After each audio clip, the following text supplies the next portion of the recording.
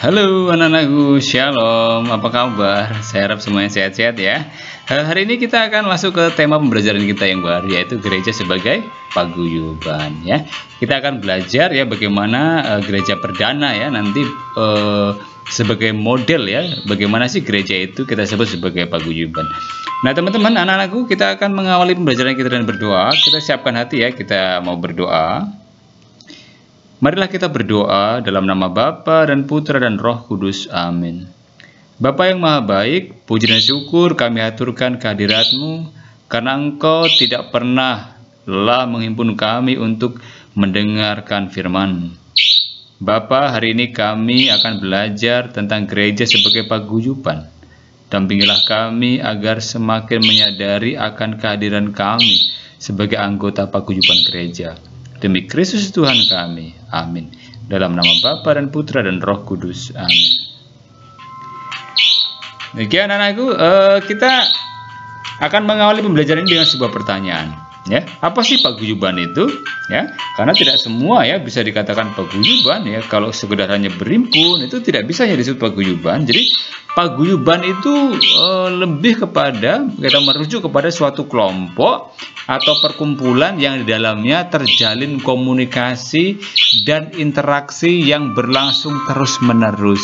Nah, masing-masing saling memperhatikan satu sama lain, saling memiliki, saling memberi, saling mendukung, saling menasihati, saling mengingatkan, kemudian saling mengembangkan, saling melayani, dan saling berusaha agar kebersamaan tersebut terus-menerus terjaga keutuhannya demi kebahagiaan bersama.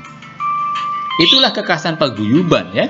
Jadi tidak semua bisa dikatakan paguyuban ya. Mungkin kalau sekedar berkelompok ya, karena tidak ada unsur-unsur itu ya, tidak ada unsur saling memiliki ya, saling memberi, saling mendukung, terus saling menasihati, mengingatkan, itu kemudian ya tidak bisa dong ya disebut paguyuban. Maka gereja disebut paguyuban juga karena itu ya, karena memang kita masing-masing anggota gereja itu ya memang saling memperhatikan satu sama lain, kita saling memiliki, saling memberi, saling mendukung ya, saling menasihati, kemudian saling mengingatkan, saling mengembangkan ya, terus saling melayani dan berusaha agar kebersamaan terus-menerus terjaga.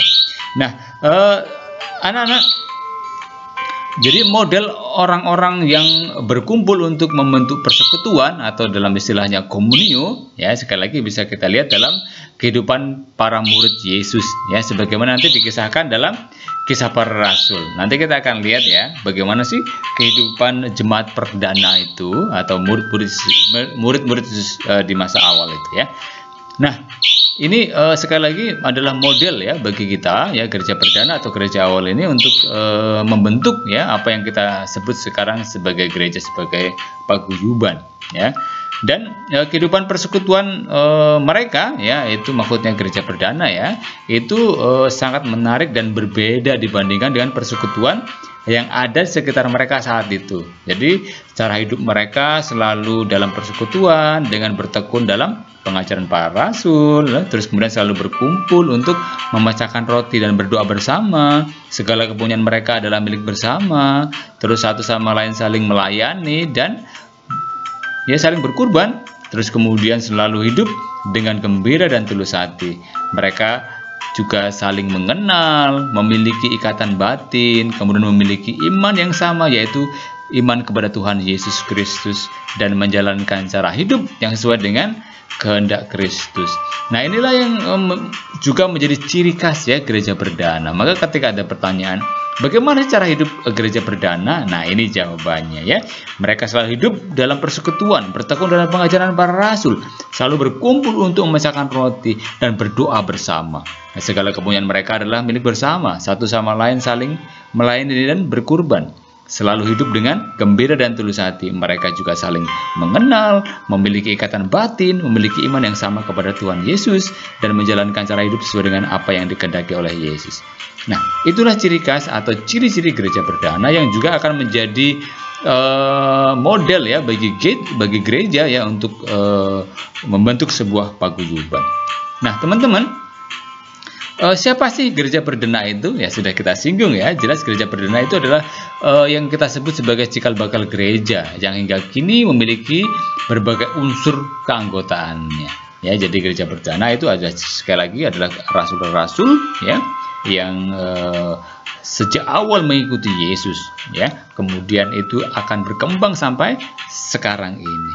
Nah, kemudian gereja perdana dalam dokumen gereja ya disebutkan di situ bahwa orang beriman yang menjawab sabda Allah dan menjadi anggota tubuh Kristus yang dipersatukan secara dengan Kristus, yaitu dalam tubuh itu hidup Kristus dicurahkan ke dalam umat beriman. Nah, melalui sakramen-sakramen mereka itu secara rahasia namun nyata dipersatukan dengan Kristus yang telah menderita dan dimuliakan. Nah, jadi karena semua orang yang dibaptis dalam Kristus telah mengenakan Kristus, Paulus kepada jemaat di Galatia mengatakan hal yang sehubungan dengan itu, ya. Dalam hal ini tidak ada orang Yahudi atau orang Yunani, tidak ada hamba atau orang merdeka, tidak ada laki-laki atau perempuan, karena kamu semua adalah satu di dalam Kristus. Ini jelas yang disampaikan oleh Paulus. Berarti melalui pembaptisan kita sudah mengenakan Kristus. Kita tidak lagi dibeda-bedakan. Nah, tidak ada orang Yahudi atau Yunani, ya, merdeka atau hamba. Ya, jadi dengan begitu gereja ya bisa disebut sebagai sekali lagi paguyuban. Jadi gereja memiliki banyak anggota tetapi satu tubuh. Nah, kesatuan tubuh tidak menghapus perbedaan anggota dan tugasnya. Oleh karena itu, bila ada satu anggota yang menderita, semua anggota ikut menderita. Atau bila satu anggota yang dihormati, semua anggota ikut bergembira. Walaupun mereka satu tubuh, tetapi dalam tiap anggota itu memiliki peran dan tugas masing-masing yang saling terkait dan saling mendukung satu dengan yang lain dalam karya pewartaan. Nanti akan kita lihat ya teman-teman ya, anak-anak ya. Jadi apa saja sih atau siapa saja anggota gereja dan apa sih tugasnya? Ya, sesuai dengan apa yang disampaikan oleh Rasul Paulus ya, bahwa kita masing-masing ya memiliki peran masing-masing ya, memiliki bagiannya masing-masing. Jadi siapa saja sih anggota gereja itu? Ya, yang pertama jelas ya kaum klerus atau kaum tertahbis yang terdiri dari episkopat. Ya, episkopat itu ya uskup, ya, terus kemudian presbiterat atau imam atau romo ya, kemudian diakonat itu ya diakon ya. Mereka disebut dengan klerus ya atau kaum tertabis ya, karena hanya diakon, imam atau romo atau uskup yang ditabiskan. Nah, tugas utama mereka adalah pelayanan rohani dan menguduskan gereja melalui perayaan-perayaan sakramen. Terus kemudian selain klerus siapa saja sih? Nah, ini ada yang disebut dengan kaum hidup bakti atau biarawan, biarawati yang terdiri dari tarekat religius dan tarekat sekuler ya. Mereka hidup dengan menghayati trikaul suci atau 3 kaul dan dalam persaudaraan yang tergabung dalam komunitas, tarekat dan kongregasi tertentu. Ya, mereka membaktikan diri untuk mewartakan kabar gembira dan pelayanan pendidikan, ya, medis, rumah sakit, retret, ya, rumah-rumah retret dan lain sebagainya. Ya, mungkin kalian juga ya bersekolah di sekolah-sekolah Katolik ya yang dijalankan atau diselenggarakan oleh suster, oleh frater, ya, karena banyak ya para frater, suster yang melakukan karya menyelenggarakan karya pelayanan pewartaan kabar gembira ya dalam dunia pendidikan, atau misalkan di rumah sakit ada juga ya. Jadi mereka yang mengabdikan diri atau melayani yang mewartakan kabar gembira melalui karya-karya di rumah sakit ya. Dan misalkan pendampingan anak-anak muda juga ya di rumah-rumah retret ya. Nah, itu pasti akan kita jumpai. Nah, itulah kaum hidup bakti atau biarawan dan biarawati. Ada yang mau jadi biarawan dan biarawati?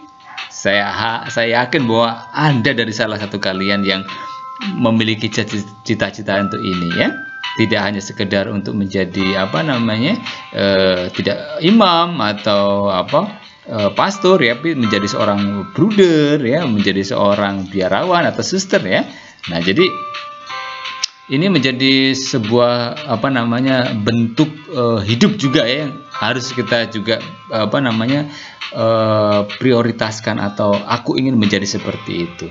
ya bahwa menjadi seorang imam atau menjadi suster atau menjadi biarawan itu adalah suatu pilihan yang harus juga kita beri perhatian. Kita mau untuk menjadi, ya. Saya yakin ya di antara kalian pasti ingin, ya. Nah, kemudian yang berikutnya adalah kaum awam. Kaum awam ini ya mengemban tugas perutusan dalam gereja sesuai dengan kehendak Allah, yakni mengelola tata dunia dengan nilai-nilai Kristiani. Nah, di antara kaum awam ada yang menikah dan ada yang tidak menikah atau selibat, ya. Jadi ada ya yang awam dia tidak menjadi suster, tidak menjadi biarawan, biarawati, tidak menjadi romo, tapi dia memilih untuk tidak menikah. Karena apa? Itu adalah pilihan hidup mereka. Mereka mau mendedikasikan, mau membaktikan hidupnya demi karya pelayanan, ya biasanya, ya. Tapi kalau yang berkeluarga, ya kita harus ya melayani dengan sesuai dengan apa yang menjadi profesinya, ya. Misalkan seorang guru seperti saya, ya, misalkan ya ini bentuk pelayanan saya, ya, sebagai kaum awam, ya, mewartakan kabar gembira Allah dengan cara yang seperti ini, ya. Atau mungkin yang lain yang menjadi dokter, yang menjadi perawat, ya. Apalagi dalam masa pandemi seperti ini, ya, guru seorang dokter, perawat, tenaga medis itu menjadi garda terdepan. Nah, itulah bentuk karya pelayanan mereka. Nah, teman-teman, itulah anggota gereja, ya, yang masing-masing dari kita memiliki tugas dan peran masing-masing, ya. Nah, teman-teman, kita akan dengar kisah dari kisah para rasul, ya, mengenai jemaat perdana. Bagaimana mereka membentuk sebuah paguyuban, ya. Kita akan baca sama-sama. Orang-orang yang menerima perkataannya itu memberi diri dibaptis, dan pada hari itu juga jumlah mereka bertambah kira-kira 3.000 jiwa. Mereka bertekun dalam pengajaran para rasul dan dalam persekutuan, dan mereka selalu berkumpul untuk memecahkan roti dan berdoa. Maka ketakutanlah mereka semua. Sedang rasul-rasul itu mengadakan banyak mukjizat dan tanda, dan semua orang yang telah menjadi percaya tetap bersatu, dan segala kepunyaan mereka adalah kepunyaan bersama. Dan selalu ada dari mereka yang menjual harta milik mereka, lalu membagikannya kepada semua orang sesuai dengan keperluan masing-masing. Dengan bertekun dan dengan sehati mereka berkumpul tiap-tiap hari dalam bait Allah. Mereka memecahkan roti di rumah masing-masing secara bergilir dan makan bersama dengan gembira dan dengan tulus hati sambil memuji Allah. Dan mereka disukai semua orang, dan tiap-tiap hari Tuhan menambah jumlah mereka dengan orang-orang yang diselamatkan. Nah, teman-teman, jadi itulah yang terjadi di jemaat perdana. Jadi mereka lah cikal bakal gereja yang sampai sekarang, ya. Jadi mereka hidup dalam persekutuan, dalam pengajaran, sehati sepenanggungan, ya.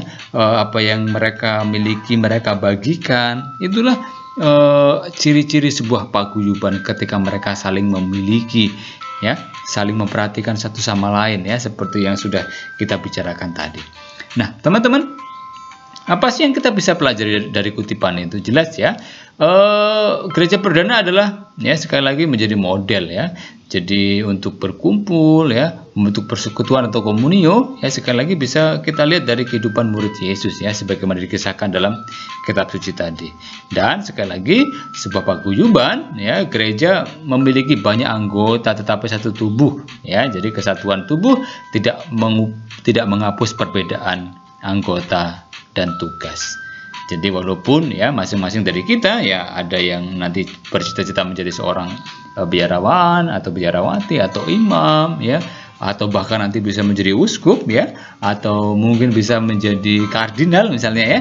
Jadi itulah masing-masing kita memiliki tugas dan peran masing-masing, ya, yang seperti sudah kita bahas tadi.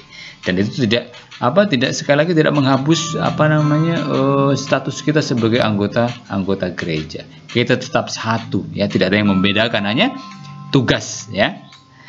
Nah, teman-teman, Kita sudah di ujung pembelajaran kita. Saya harap bahwa kita semua sudah memahami ya mengapa sih gereja disebut sebagai sebuah paguyuban. Ya, bahwa kita adalah sebuah bukan hanya sekedar kelompok atau perkumpulan orang saja, tapi kita adalah sebuah kelompok yang memang saling mendukung satu sama lain, saling mencintai satu sama lain, saling melengkapi, saling apalagi tadi? Iya ya, saling mengingatkan, saling mendukung sehingga sungguh tercipta sebuah komunitas, sebuah komunio ya, persekutuan seperti yang Tuhan sendiri harapkan. Nah, teman-teman, kita akan mengakhiri pertemuan kita dan berdoa. Jadi kita siapkan hati ya, kita mau berdoa. Dalam nama Bapa dan Putra dan Roh Kudus. Amin. Tuhan Yesus, kami memahami bahwa kami adalah anggota-anggota tubuh-Mu yang kudus. Bimbinglah kami ya Tuhan, agar kami dapat mensyukuri karunia yang kami peroleh, sehingga kami dapat menjalankan peran kami masing-masing dengan baik di dalam gereja, sekolah, dan masyarakat. Karena hal ini adalah tanggung jawab kami sebagai putra-putri-Mu. Semoga semua ini kami aturkan dalam nama Tuhan Yesus. Amin. Dalam nama Bapa dan Putra dan Roh Kudus. Amin. Oke teman-teman, kita sudah di ujung pembelajaran kita. Kita akan mendalami ya. Sudah kita dengar penjelasan, sudah kita baca. Sekarang ada pertanyaan yang membantu kita dalam mendalami pembelajaran hari. Yang pertama, siapa saja anggota gereja itu? Ya. Terus kemudian yang kedua, jelaskan siapa yang dimaksud dengan gereja perdana. Kemudian yang ketiga, jelaskan apa yang disebut dengan paguyuban. Ya, ini sebagai intisari pembelajaran kita ya.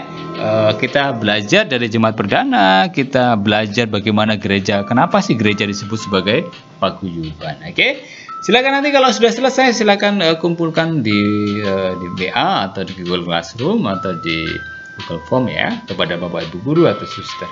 Nah, teman-teman, anak-anak yang belum menekan tombol subscribe di channel DMC Sudarso, silakan tekan dulu tombol subscribe supaya kita tidak tertinggal pelajaran-pelajaran kita berikutnya. Oke, kalau ada pertanyaan yang belum jelas silakan tanyakan. Kalau ada yang saran untuk pembelajaran kita agar menjadi lebih baik ya, silakan tuliskan di halaman komentar ya.